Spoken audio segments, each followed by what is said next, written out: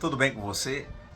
Pensando no sistema multiportas da ONU, imagine aí um caso prático. No caso dos vigilantes de uma capital, eles negociaram diretamente com as empresas, usaram a porta 1.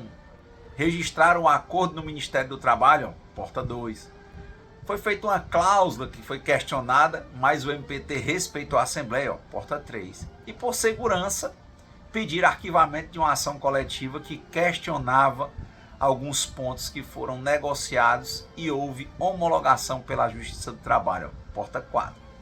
Quando uma empresa tentou descumprir, o sindicato acionou com ações de cumprimento no TRT, porta 5.